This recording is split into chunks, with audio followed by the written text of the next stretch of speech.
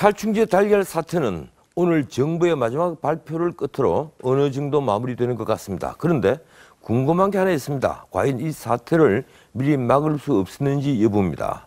경제부 강동원 기자 스튜디오에 나왔습니다. 예, 어서 오십시오. 안녕하세요.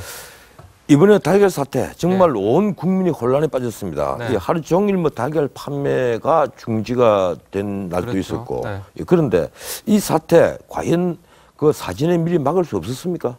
사전에 미리 막을 수 있었던 기회가 한 3번 정도 있었습니다. 언제였냐면 올해 초에 이제 한 시민단체가 이 살충제 달걀을 소재로 해서 이 시중에 유통된 사실을 처음으로 확인했었습니다. 그리고 지난해에는 한 국회의원이 국정감사장에서 이 문제를 한번 제기하기도 했었고요. 그리고 그 더 이전에는 한 언론의 보도도 있었습니다. 그러니까 이미 언론에서 이 문제가 오래전에 그럼 지적됐다는 것이네요? 예, 맞습니다. 이 처음에 여러 언론들이 나서서 이 살충제 달걀 유통 가능성과 이 당국의 관리 허술을 한번 꼬집었었는데요.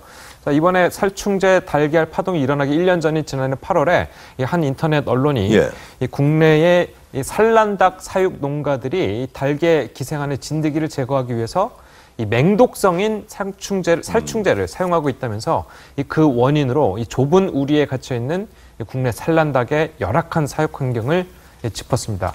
또 같은 시기였죠. 이 OECD에서도 열악한 농장을 지적하는 보고서가 나왔었습니다.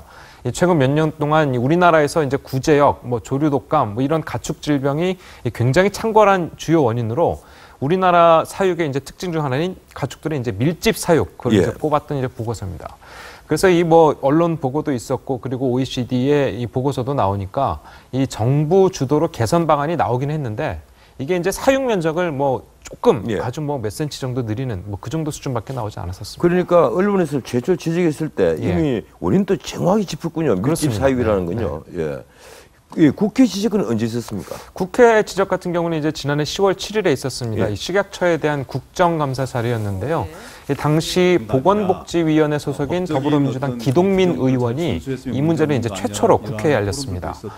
기 의원은 그 국정감사장에서 국민 먹거리인 달걀에 대한 식약처의 관리 감독 시스템이 전무하다 이렇게 지적했었는데 특히 일부 농가에서는 진드기를 막기 위해서 맹독성 농약을 닭과 달걀에 살포하고 있다.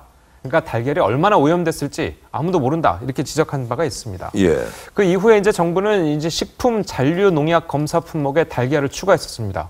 그리고 이제 3년 만에 잔류 농약 검사를 실시하기도 했었는데 그 검사 결과는 아무런 문제가 없다. 즉 안전하다. 이렇게 발표를 했었습니다. 이야, 안전하다고 한 달걀이 이렇게 큰 파동을 불러일으켰군요.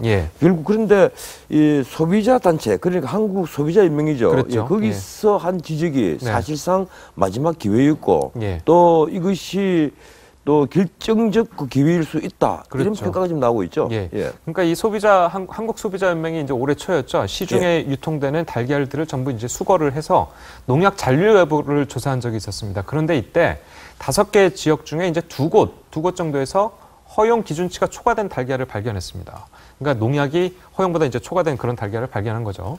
그러니까 또한 이제 전국 산란계 농가 120곳을 조사하니까 94.2% 거의 모든 닭 농가에서 닭에 진드기가 감염됐다 이런 사실을 이제 밝혀냈고 이번에 문제가 됐던 피프로닐과 비펜트린 그러니까 이런 농약들이 독성 살충제 이런 거를 광범위하게 사용하고 있다 이걸 확인했었습니다.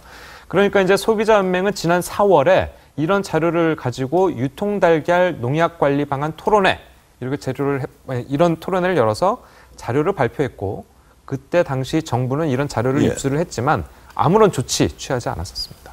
수고했습니다. 고맙습니다.